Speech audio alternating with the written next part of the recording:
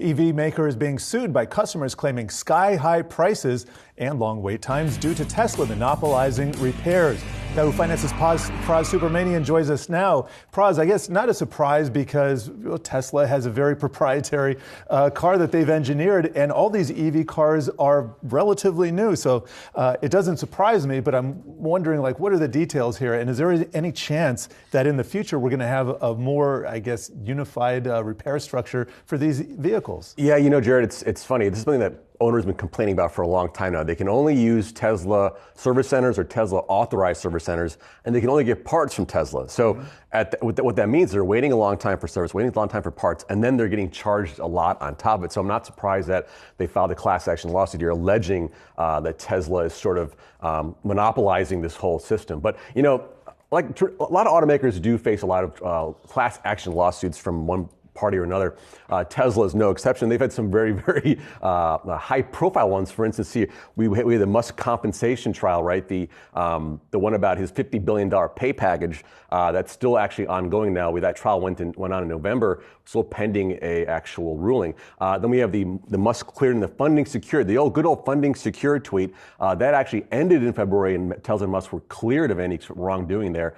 And finally, just a few weeks ago, suit in California alleging that the FSD and autopilot software, that Tesla was sort of defrauding investors over the software capability. So that trial actually going to probably go to trial soon, but it also follows another trial in FSD that happened in August. So a lot going on there, but some of the high profile ones sort of around Musk and Tesla's capabilities. Well, as you mentioned, automakers, not just automakers, class action suits are out there against a lot of different companies. So how can we put these in perspective in terms of how serious they are, in terms of how investors need to think about them?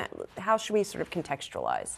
I think something like this service center suit is not that big of a deal, honestly, just the latest news peg. But what's funny about these suits is sort of Musk is sort of front and center in a few of them, right? In particular, his pay package and then also the funding secured tweet. You don't see Mary Barra tweeting about stuff like that, right? So I think...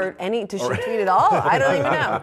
Good point. Yeah. Exactly. Well, she's at South by Southwest, just kind of, most of these CEOs are sort of in the back talking about the company.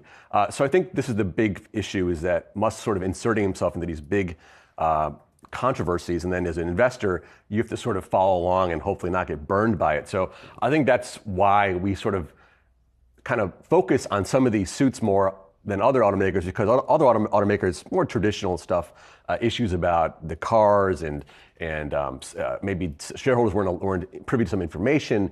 In this case, you see this high-profile Musk action happening. So I think that's sort of what the difference is between the two. By the way, I just confirmed she does have a Twitter account.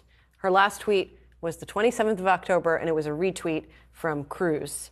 But she, it's a little bit of different of a Twitter profile than Musk. No CEO risk there. No.